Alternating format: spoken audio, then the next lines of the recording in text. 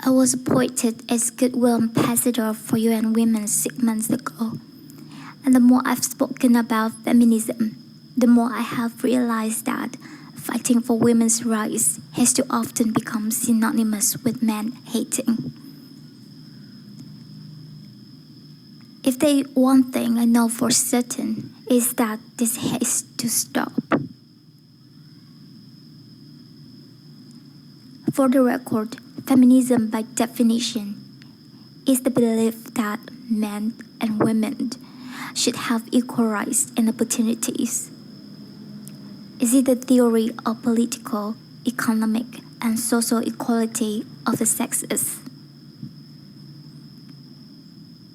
I started questioning gender-based assumptions a long time ago.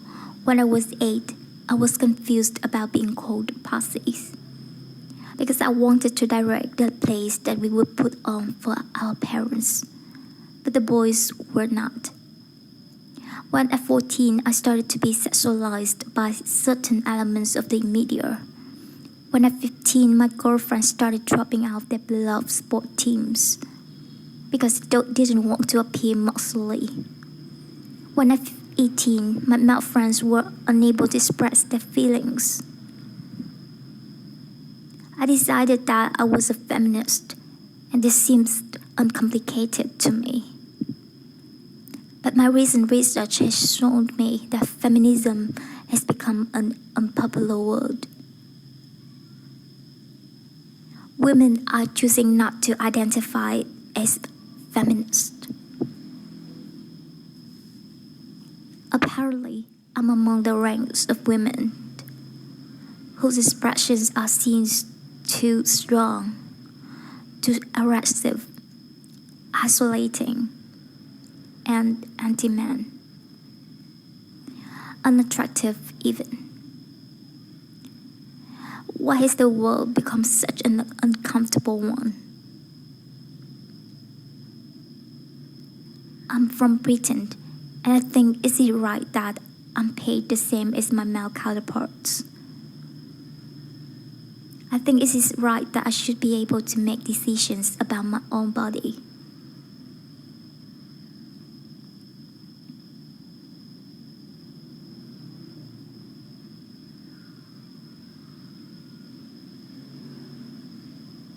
I think it is right that women be involved on my behalf in the policies and decisions that will affect my life.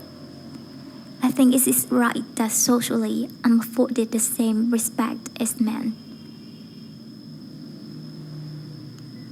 But sadly, I can say that there is no one country in the world where all women can expect to receive those rights. No country in the world can yet say that they have achieved gender equality.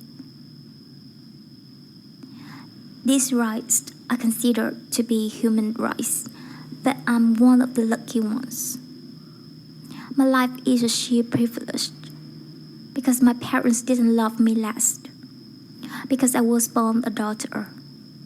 My school didn't limit me because I was a girl. My mentor didn't assume I'd go less far because I might give birth to a child one day. These influences were the gender equality ambassadors that made me who I am today. They may not know it, but they are the inadvertent feminists who are changing the world today. We need more of those.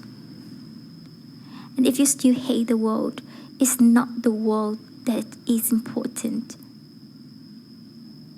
Is it the idea and the ambition behind it? Because not all women have received the same rights that I have. In fact, statistically, very few have been.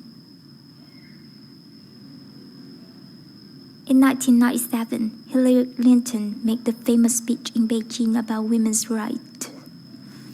Sadly, many of the things that she wanted to change are still true today. But what stood out for me the most is that less than 30% of the audience were male. How can we affect change in the world where only half of it is invited or feel welcome to participate in the conversation? Men, I would like to take this opportunity to extend your formal invitation.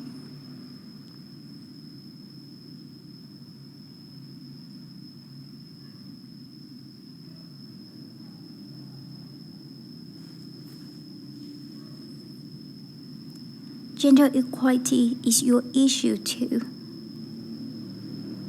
Because to date, I've seen my father's role as a parent being valued less by society, despite my needing his presence as a child as much as my mother's. I've seen young men suffering from mental illness, unable to ask for help, for fear that it would make them less of men, or less of a man. In fact, in the UK, suicide is the biggest killer of men between 20 to 49. Eclipsing road accidents, cancer, and coronary heart disease. I've seen men made fragile and insecure by a distorted sense of what constitutes male success. Men don't have the benefits of equality either. We don't often talk about men being imprisoned by gender stereotypes, but I can see that they are, and that when they are free, things will change for women as a natural consequence.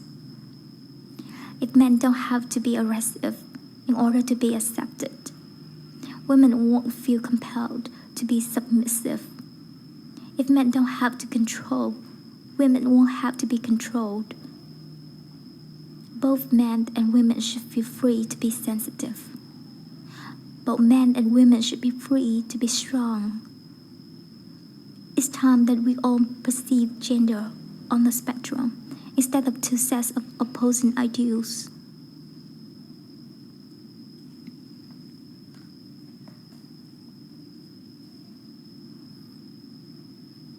If we stop defining each other by what we are not, and starting defining ourselves by who we are, we can all be free.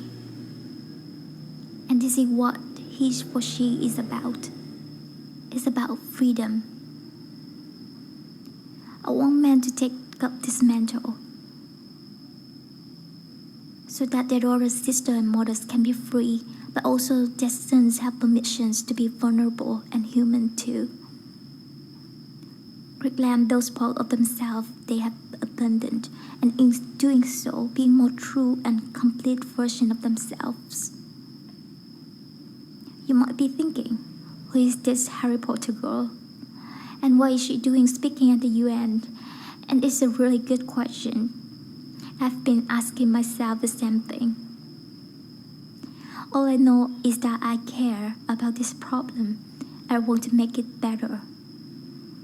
And having seen what I've seen and given the chance, I feel it's in my responsibility to say something.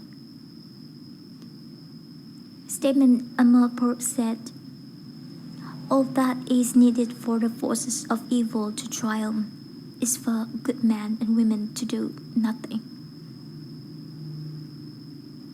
In my nervousness for the speech, and in my moments of doubt,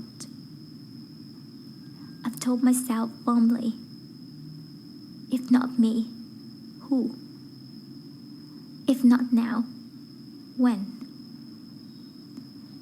If you have similar doubts when opportunities are presented to you, I hope that those words will be helpful. Because the reality is that if we do nothing, it will take 75 years. Or for me to be nearly 100 before women can expect to be paid the same as men for the same work. 15.5 million girls will be married in the next 10 years as children. And at current rates, it won't be until 2086 before all